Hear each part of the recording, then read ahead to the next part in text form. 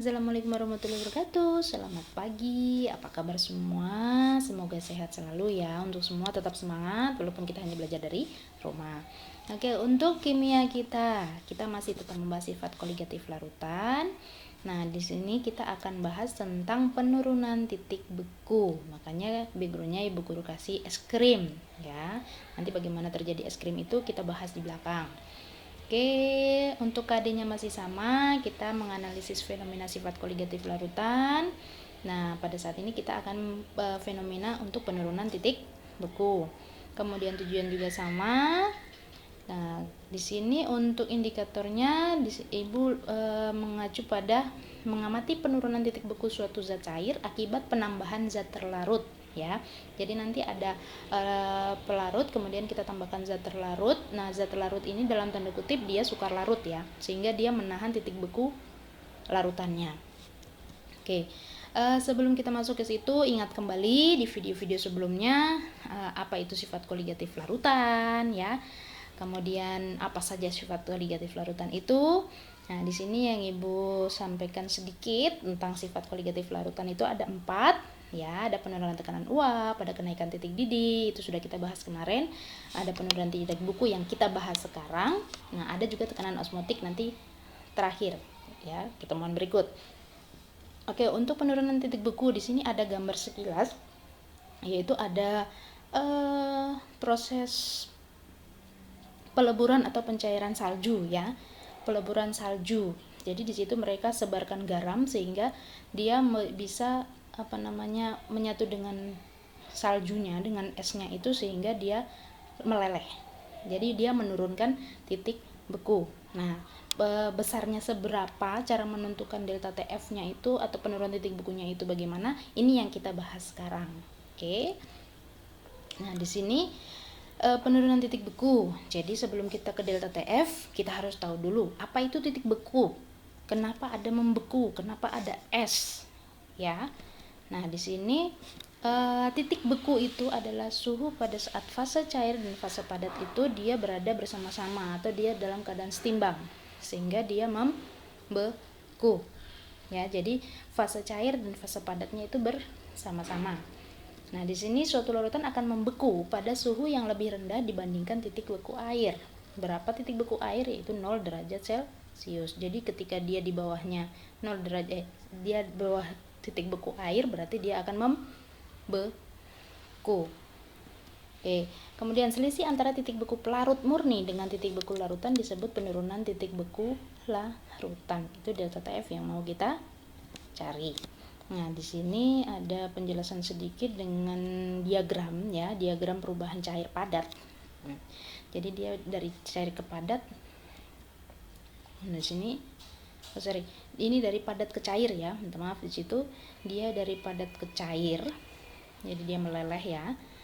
Nah, di sini ada terlihat bahwa pada saat tekanan atmosfer itu normal ya, normal di situ 76 cm Hg, atau di sini dia dalam milimeter Hg berarti 760 mm Hg. Di sini dilihat bahwa titik beku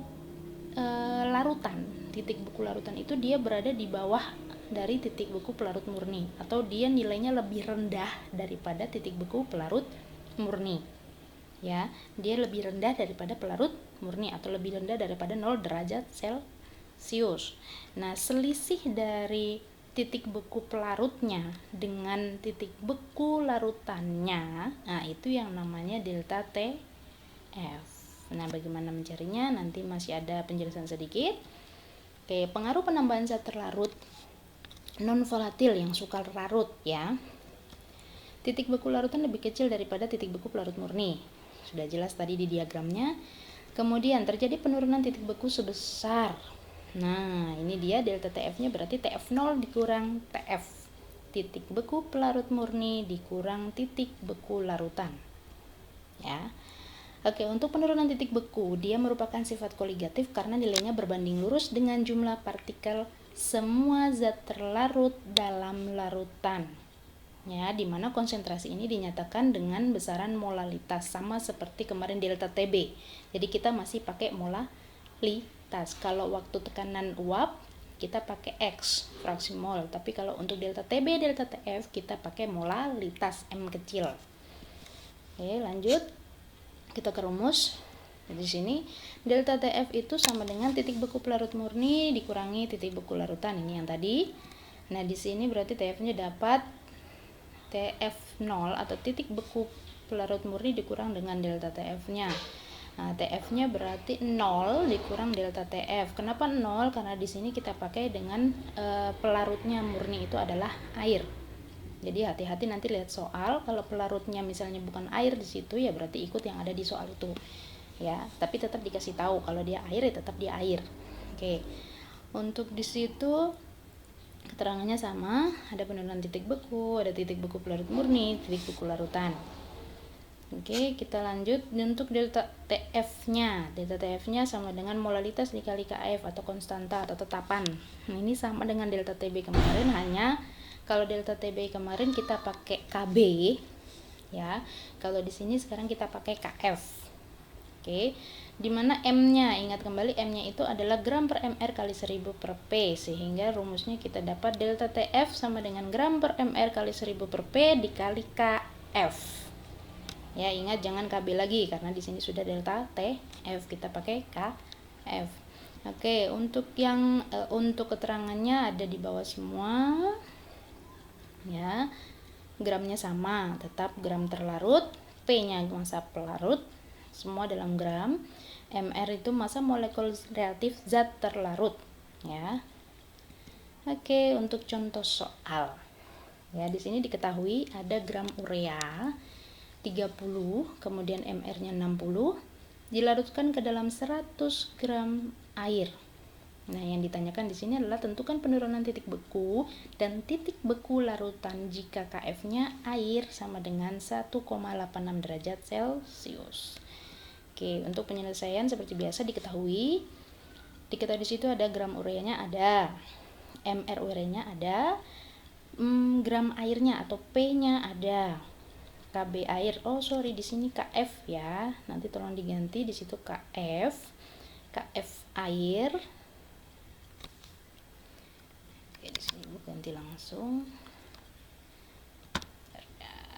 Oke, KF airnya 1,86 ya. Kemudian TF-nya karena dia air berarti dia 0 derajat Celcius. Oke. Untuk jawaban ditanya penurunan titik beku larutan atau delta TF, kemudian titik beku larutan atau TF-nya. Nah, kita jawab. Untuk yang pertama dulu, penurunan titik beku larutan berarti gram per mr kali 1000 per P kali KF. Masukkan 30 per 60 kali 1000 per 100 dikali 1,86, hasilnya 9,3 derajat Celcius untuk delta TF-nya. Oke, yang berikut titik beku larutan berarti yang ditanya TF. TF berarti TF0 dikurang delta TF. TF-nya sama dengan 0. TF0-nya karena tadi di soal diketahui adalah air. Ya, berarti TF0-nya adalah 0 dikurang 9,3 derajat Celcius, berarti nanti hasilnya adalah minus 9,3 derajat Celcius. Jadi urea itu dia akan membeku pada soal ini.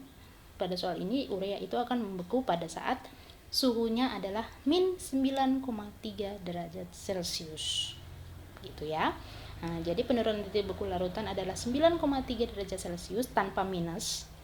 Dan titik beku larutan tersebut adalah minus 9,3 derajat Celcius. Oke, bisa dipahami ya. Oke, untuk yang berikut ada fenomena kenaikan titik didih dalam kehidupan sehari-hari. Yang pertama, ini yang sering kita jumpai di awal gambar tadi, kenapa ada es krim. Jadi es krim di sini pada pembuatan es putar atau es krim yang biasa kita makan ya, di mas-mas jualan itu jalan. Di situ cairan pendingin dibuat dengan mencampurkan garam dapur dengan kepingan es batu dalam sebuah bejana. Nah, pada campuran itu es batu mencair, sedangkan suhu campuran turun. Artinya suhu campuran dia akan membeku. Nah, sementara itu campuran itu dibuat dimasukkan dalam bejana lain yang terbuat dari bahan stainless steel. Nah, bejana ini kemudian dimasukkan dalam cairan pendingin sambil diaduk terus sehingga campuran dia membeku. Nah, cairan pendingin ini adalah larutan berair yang memiliki titik beku jauh di bawah 0 derajat Celcius. Cairan pendingin digunakan pada pabrik es, ya. Itu juga untuk yang es putar itu. Oke. Jadi begitulah cara membuat es krim. Kenapa es krim itu dia bisa awet membekunya, ya. Oke, kemudian ini tadi yang peluruhan salju, ya. Peleburan salju, pencairan salju, yaitu dia menyebarkan garam pada permukaan jalan sehingga saljunya dapat mencair pada suhu di bawah titik beku air murni. Ya, jadi garam itu disembur, kemudian dia titik bekunya pasti akan menjadi di bawah titik beku air. Ya. Oke, kira itu saja untuk kuis tugas. Jangan lupa dikumpul. Oke, di sini untuk suatu zat non elektrolit sebanyak 9 gram, MR-nya ada 180, dilarutkan dalam 250 gram air. Yang ditanya adalah sama seperti contoh soal tadi, tentukan penurunan titik beku larutan dan titik beku larutan jika KF air sama dengan 1,86 derajat Celcius. Ingat di sini nanti TF 0-nya adalah 0 derajat Celcius karena soalnya berupa air. Oke, sampai di sini saja. Semangat belajar terus, sehat selalu untuk semuanya, ya. Jangan lupa tetap semangat. Oke, assalamualaikum warahmatullahi wabarakatuh. Selamat pagi.